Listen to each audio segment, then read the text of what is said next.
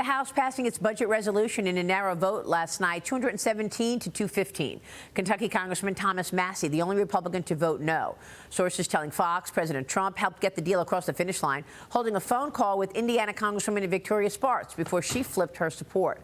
The one big, beautiful bill, as President Trump calls it, contains all of the president's agenda items, including $4.5 trillion in tax extensions, trillions more in spending cuts, and a boost in defense and border spending.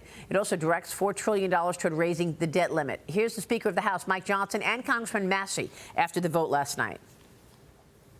This is the first important step in opening up the reconciliation process. We have a lot of hard work ahead of us, but we are going to deliver the America First agenda. We're going to deliver all of it, not just parts of it, and this was the first step in that process. Here's the deal.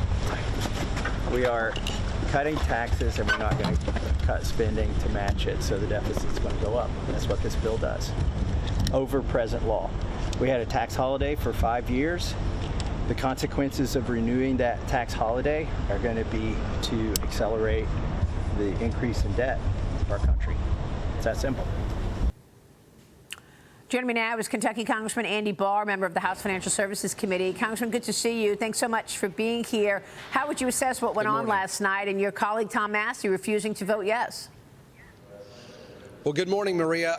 This is what winning looks like. This is what a Republican Congress working with President Trump can achieve when we work together and stay unified. Now, obviously, you mentioned my colleague from Kentucky. All I can say is that my colleague from Kentucky was not with President Trump during the primary. He opposed him in the primary, and he's opposing him now.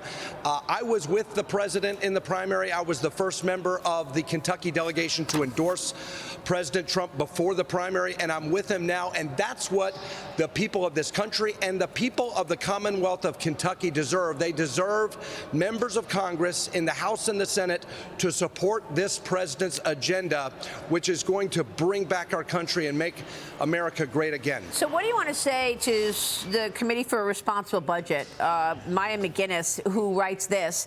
It is truly unfathomable that when confronted with multi-trillion-dollar deficits and debt climbing toward record highs, lawmakers' response is to pass a budget allowing themselves to add trillions more in debt over the next decade. There's no excuse for that notion to even be entertained, let alone pass on the floor of the House. Budget reconciliation should not add to the deficit, and ideally it should be used to reduce debt.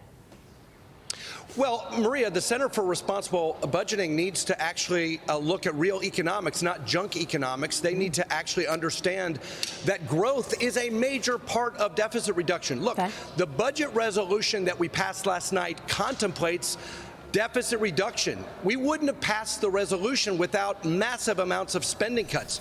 But the other feature of this budget resolution is that it will unleash massive economic growth. Extending the Trump tax cuts is essential for deficit reduction. We need to grow this economy so fast that what we owe becomes smaller as a percentage of the overall economy. Static scoring is fantasy. And this organization that is engaged in static scoring, and my colleague from Kentucky who says this is going to produce a deficit, they're just flat out wrong.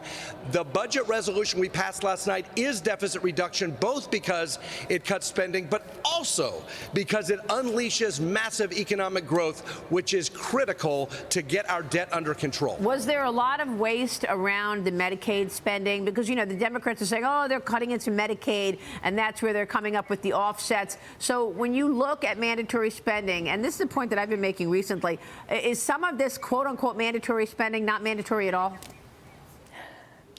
No, look, I mean, Medicaid is a big mandatory spending program, but what we need in this country is for the American people to get back to work. Yeah. Work-capable adults need to get off of the taxpayer rolls, and they need to get into private health insurance, in private employment. This is what Secretary Besson and President Trump are talking about when they say re-privatize the economy.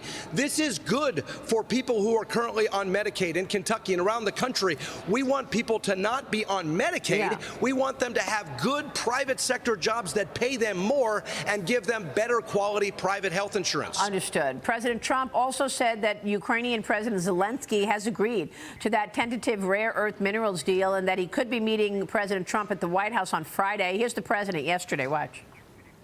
We've pretty much negotiated our deal on rare earth, and various other things.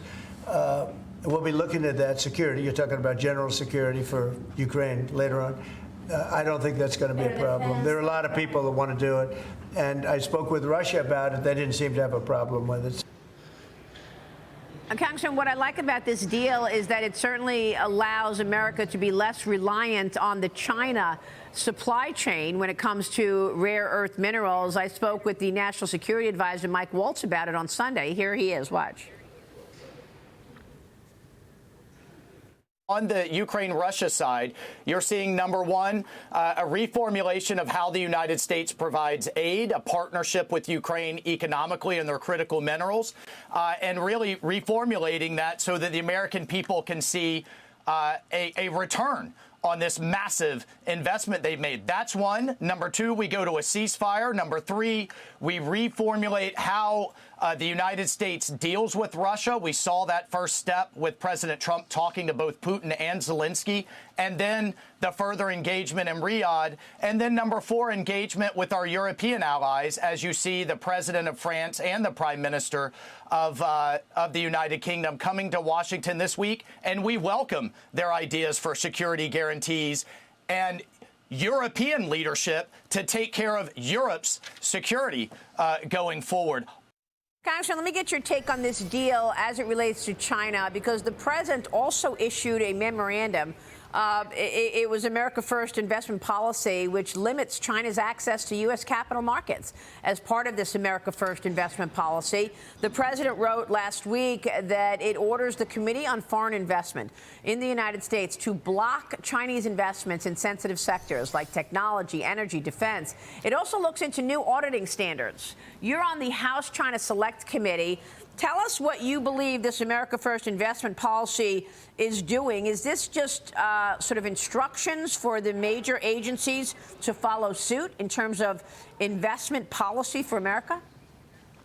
Well, this investment policy issued by the Trump administration is exactly the right policy. It's the America First policy. It says that we're going to stop financing the Chinese military-industrial complex, while at the same time we're going to continue to have an open investment environment in this country that will build our country's national security, invite benign investment, positive allied investment into our country, and we will allow investment overseas when it advances American interests. When it does not, we will stop it, we will block it, and we will not allow Americans to finance the rise of Chinese communist interests.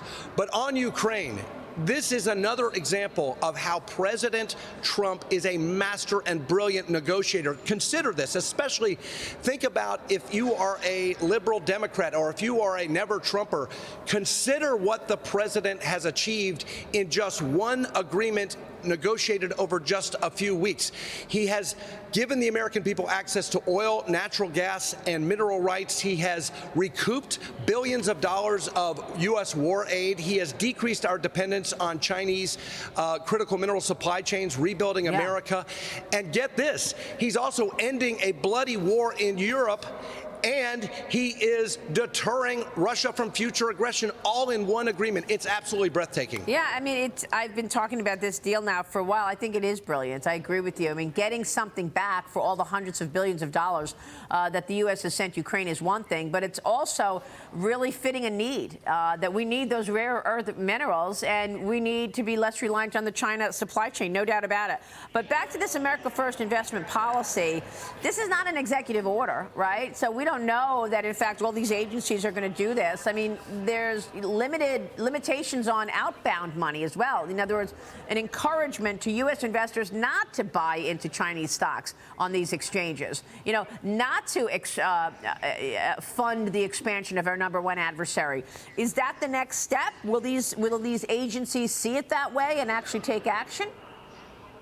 Yeah, this is why it's so important that I continue to work as the author of the legislation to screen and restrict investment, work with the Treasury Department to codify this executive order, this national security memorandum, to prevent investment and capital from flowing into Chinese entities of national security concern, and stop financing these critical technologies like artificial intelligence, quantum computing, semiconductors, and hypersonics. That's right. We need to stop financing China.